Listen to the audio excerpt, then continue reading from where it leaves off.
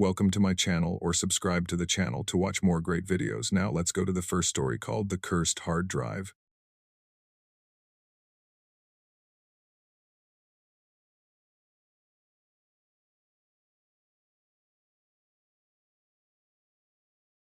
I wasn't looking for it. The evidence room is a graveyard of objects that once mattered to someone: knives without fingerprints, shoes without owners, tapes without sound. I was only there because I couldn't sleep, and the hum of the fluorescent lights felt cleaner than whatever waited for me at home. On the back shelf, between a cracked radio and a bag of empty labels, sat a black hard drive with no tag, no barcode, no chain of custody. You don't ignore that. I logged the time in my head, but not on paper. Maybe I wanted it for myself. I touched the casing, cold, like it remembered winter. When I plugged it into a dead terminal, the screen stayed black, then blinked awake. No desktop, no folders, just a cursor and a timestamp that matched the room's clock to the second. Then another timestamp appeared, and another, each shifted 1 minute forward. As if the drive wasn't storing files, it was scheduling them. The terminal fan rose into a hollow whine. I told myself it was a formatting glitch, but the cursor felt like an eye, and I had already taught it mine. I carried the drive down the corridor. If you've ever walked a police hallway after midnight, you know the sound: vents breathing, exit signs ticking, the kind of quiet that stretches space. The lights flicker in a pattern you learn to ignore. That night, I couldn't. The fixtures woke up one by one ahead of me, as if I were being tracked by something that didn't need footsteps. When I reached the last door, the wall clock clicked 4 seconds forward without moving its hands. My keycard failed twice. On the third try, the lock did something I've never heard a lock do. It exhaled. Inside, the terminal recognized the drive before I connected it. The monitor showed the corridor I'd just walked, except the lights were dark. The clock was melted into a gray smudge, and at the far end of the frame, the door stood open by a breath. I leaned closer. A new timestamp stamped itself onto the image. 1 minute into the future. I stepped back into the hall to prove the camera wrong. The lights died in a wave behind me, like someone closing their hand. At home, I told myself to be rational. I set the drive on the desk and promised I wouldn't plug it in. The apartment answered with the same silence it always had: pipes settling, refrigerator clicking, the elevator coughing through the wall. I turned on the TV to drown it, but the screen refused color and settled on a gray mirror. My living room stared back at me, and for a second I thought I saw grain crawling across the glass like frost. "Just noise," I said, and heard my voice arrive a half-second late from the speakers, not my mouth. I muted the set. The echo didn't stop. The TV was off, but it reflected the pulsing LED of the hard drive as if the device were already connected. I wiped the screen with my sleeve.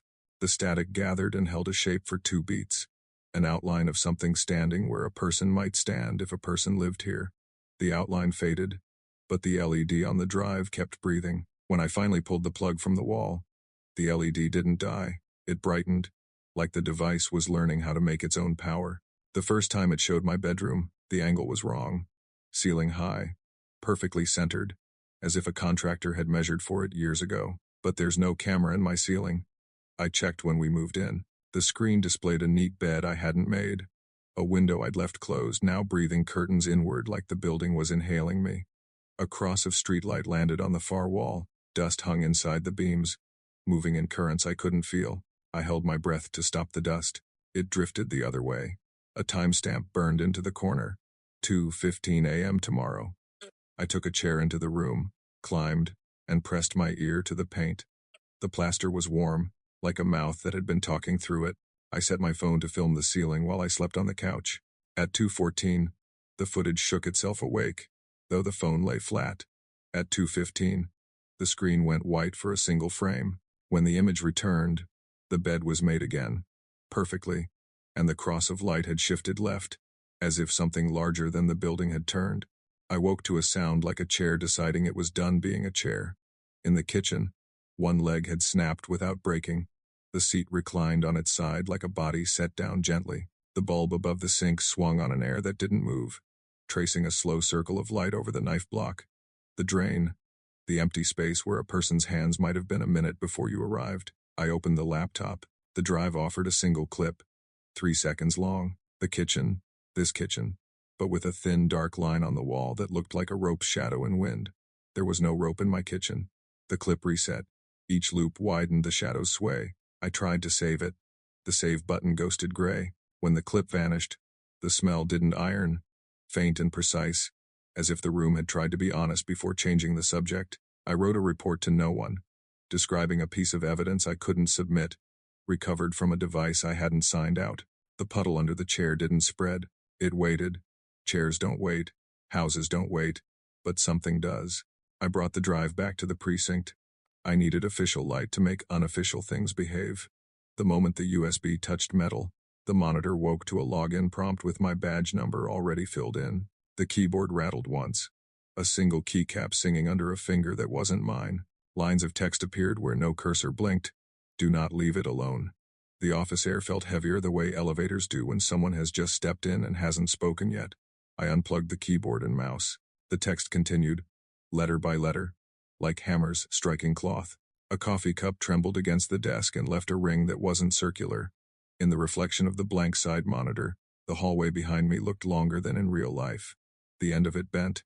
I yanked the power. Everything died except the drive, which pulsed like a lighthouse under ice. New folders spawned, each named for a cop who worked nights. I told myself it was malware indexing our network. When I reconnected power, the folders were gone, replaced by a single directory named with tomorrow's date. Inside, no files, just an icon of a camera pointed at the chair where I was no longer sitting. At 3 a.m., the apartment door clicked like a throat clearing. I checked the peephole. The hallway was a black river with exit signs like distant boats. I latched the chain. The latch unlatched itself as if a slow hand had lifted it from the other side of reality.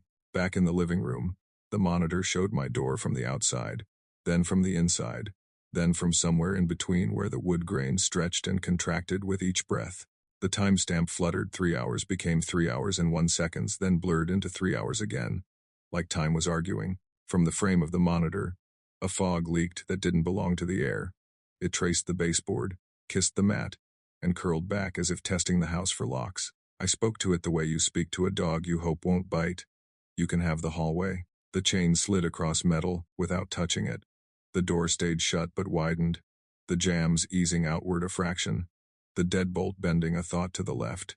A memory surfaced of a training video where a door buckles in slow motion under pressure. The difference is that those doors had someone on the other side. Mine had something. They finally took the drive. FBI. I signed nothing and said less. The chain of custody became oral tradition. A box went into a car. The car went somewhere colder. I should have felt relief. Instead, the apartment sounded wrong without the hum.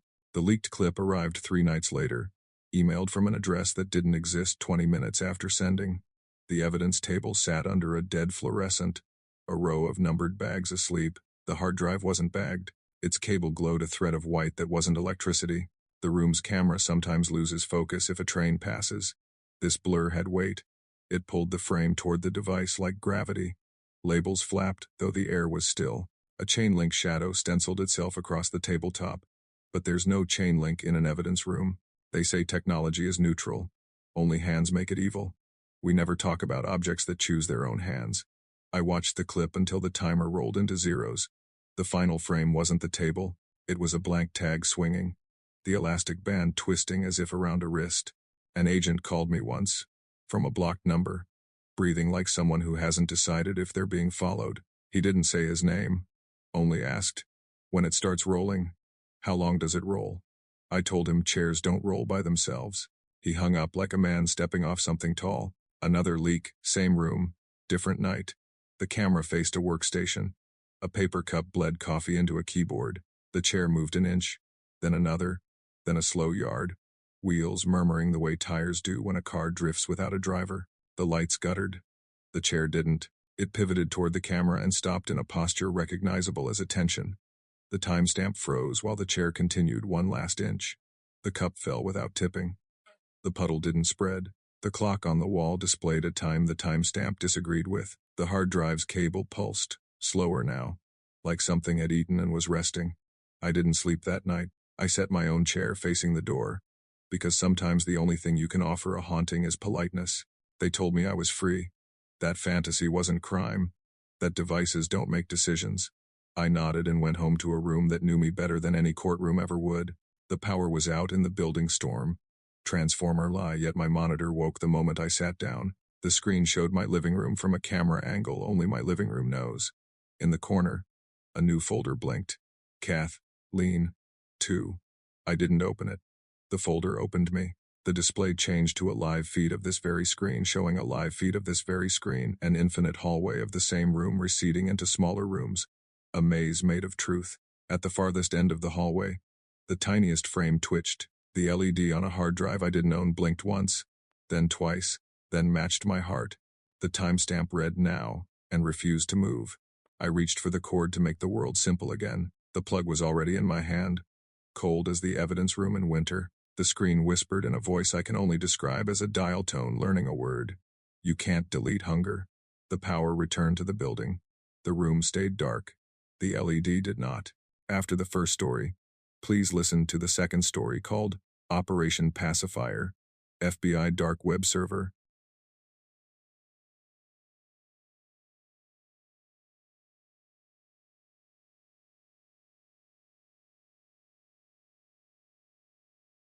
I still remember the first night I walked into the Tacoma evidence facility. They had flown me in as a technical consultant, but we all knew what that really meant. I was the guy who was supposed to look at the server no one else wanted to touch. The air inside the building felt unnaturally cold, colder than server rooms usually are. Racks hummed the way machines hum when they're trying their best to pretend they're alive. The seized Tor server sat in isolation, powered down, cables neatly coiled beside it. It looked harmless, just a metal box full of forgotten electrons. But the room felt wrong, like something about the silence had mass. I checked the logs on the monitoring terminal. Everything was blank. Expected. But as soon as I connected the drive to start imaging, the overhead lights flickered once. Then again, I told myself it was just the electrical load shifting, but the monitoring screen blinked, showing a frame of CCTV footage. I didn't request the same empty server room from a higher angle that didn't match any of the camera positions. At first I thought it was a corrupt frame, until I saw a small detail no glitch could fabricate. The farthest rack door was open. Not wide, just an inch, just enough to say, someone was there. Only, I was the only person inside the room, and the server was still unplugged. When I stepped back, the CCTV frame updated itself, like something behind the system had taken notice. The open rack door slowly clicked shut on its own. Quiet, final, like a warning. When we finally powered the server on, I expected the usual boot delays, the sluggishness of a seized system, maybe corrupted indexes. Instead, the machine woke instantly, faster than any Tor server I'd ever handled. The login screen displayed an admin prompt already filled with a username we didn't create. Sysop.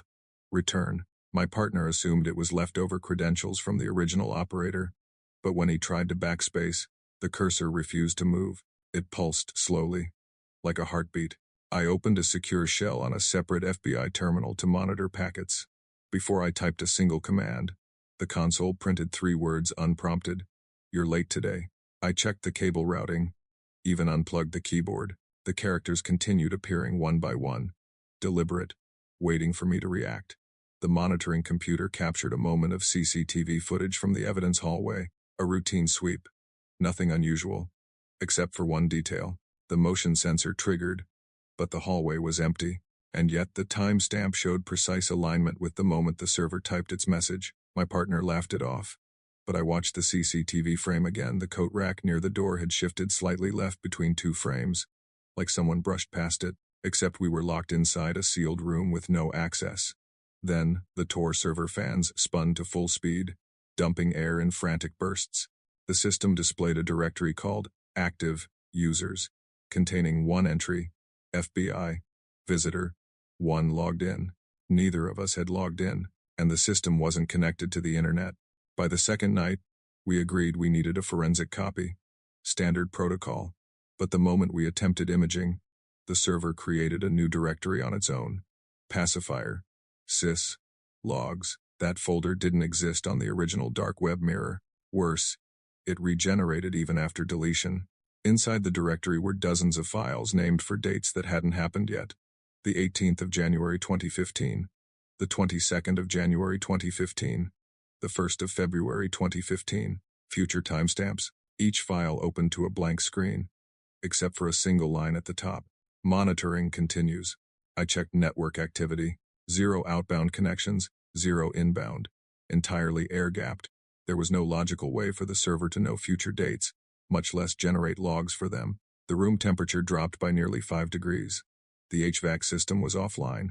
My partner rubbed his arms and joked the server was breathing cold. It didn't feel like a joke. The fans rose and fell in a rhythmic pattern, inhale, exhale. The CCTV feed for the server room flickered. In one frame, the coil of Ethernet cables on the floor shifted outward, forming a spiral. In the next, they were normal again. My partner replayed it twice. Third replay. The anomaly was gone. When we tried copying the logs, the system denied permission with a message I will never forget. Stop looking. It wasn't a system error. It wasn't a code block. It felt like a warning. On day 3, the server's active user count began to rise on its own. Not realistically dramatically. 2 users online. 5, 9, 17. All within seconds. But packet logs showed no incoming traffic. No Tor routing. Nothing. My partner insisted it was just phantom database entries left behind by the original admins, but the usernames didn't match any known dark web handles. They were strings of numbers, almost like coordinates, except when I plotted them, the points didn't land on Earth. They formed a spiral shape instead, stretching outward like the cables on the floor the night before. The CCTV feed from the server rack triggered motion again. I watched closely this time. No one entered, but one of the server rack panels vibrated gently, the kind of vibration you get when someone's leaning on it. Except we were sitting 6 feet away. Then the user list updated itself again. User 1 logged in. User 2 logged in. User 10 logged in. 10 users. No traffic. No remote connections. No physical access. My partner tapped the server casing like it was misbehaving hardware. The moment he touched it, all 10 usernames disappeared simultaneously and were replaced by, "Stop touching me." He backed away. I didn't laugh this time. Midweek, we discovered something stranger than phantom users. I pulled up the CCTV logs to compare timestamps. One file stood out. CAM 7 MP4, recorded from an angle. We didn't have a camera installed. It showed the server room from a high, impossible vantage point, almost looking down from the ceiling housing, though there was no opening up there. The frames were quiet, still just humming servers and abandoned desks, but every few seconds, a subtle vertical smear appeared on the right side of the frame, like a camera lens reacting to motion it couldn't fully capture. I paused at one smear, zoomed in. The distortion wasn't random, it curved slightly inward, like the edge of a shoulder, but zooming further only broke the pixels. The distortion didn't exist anymore when I checked the next frame. My partner checked the physical room. No hidden cams. No reflective surfaces. No maintenance access. The ceiling tile above the server rack didn't even lift. It was bolted shut. But when we returned to the workstation, CAM 7 had updated again. Now the distortion was on the left side, then near the cables, then near the server rack door, the same rack that had opened by itself 2 nights earlier. The final frame that night showed the rack door closed, but the reflection on the metal surface bent inward, like something was standing just out of view. By this point, we knew the server wasn't simply misconfigured, it was responding, whether to us or to itself. We weren't sure. The logging interface started looping a message, "Do not shut me down." Every time we cleared it, it returned, sometimes in lowercase, sometimes uppercase, sometimes in binary. I checked the power supply. Everything was standard. No hardware modifications. No hidden scripts. Nothing that could explain the autonomy. My partner suggested pulling the plug.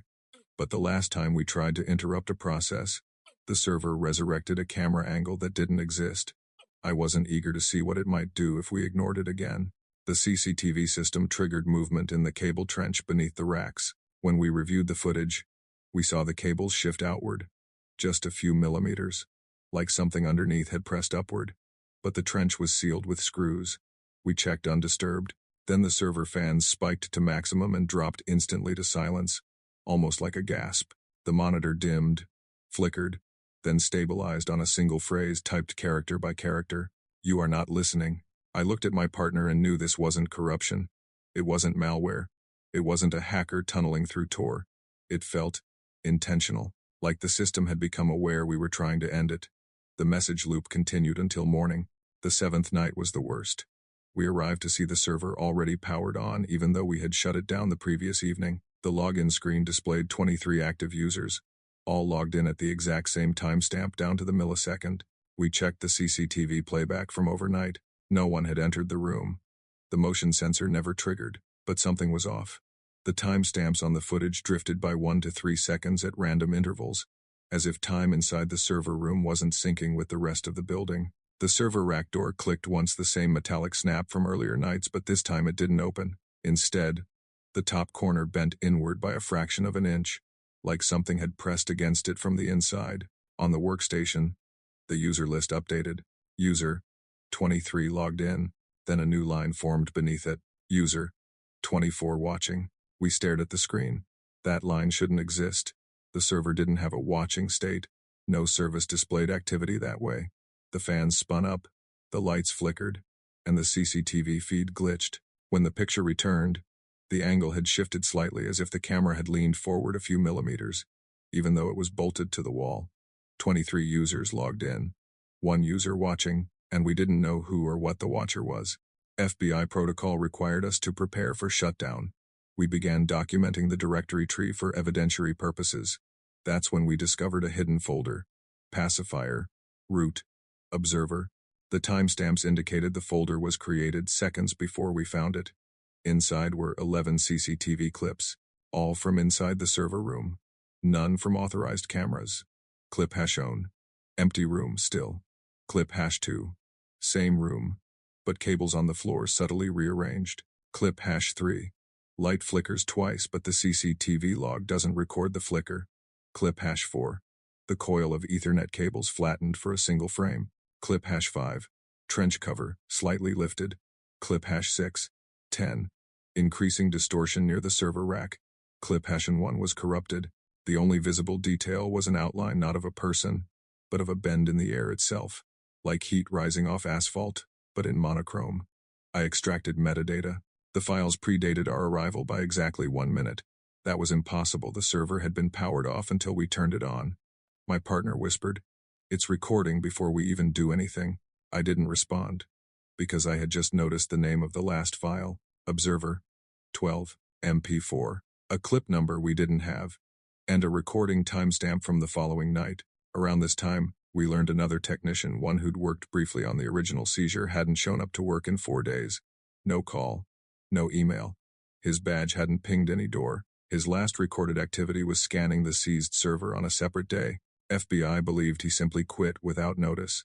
But there was something else. His name appeared in the server logs, under the forbidden directory, on a file we hadn't opened yet. We hesitated before clicking it. The CCTV clip began with static, then stabilized on an empty server room. Nothing moved, but a faint horizontal blur crossed the bottom of the screen every few seconds, like a low object passing but never fully captured. Then the lights dimmed. The camera auto-corrected and revealed a drawer near the workstation open by 2 inches. It had been closed earlier that day. I checked the room physically. The drawer was now closed. No drafts, no vibrations. When we returned to the workstation, the file name had changed. He didn't leave. My partner stepped away. I sat frozen. The server fans pulsed in slow, uneven patterns, like someone was tapping on the casing from inside. We never reported that file. We didn't know how to explain it. Shutdown day. We wrapped the server in evidence insulation, prepared the chain of custody, printed logs, and documented every anomaly. My partner cracked a joke about unplugging a demon from the wall, but his voice shook. At 3:32 a.m., we pulled the plug. Everything went silent. Fans, lights, indicators, dead. We exhaled too soon. The workstation monitor flickered back to life. Not the server, the workstation. The air-gapped machine.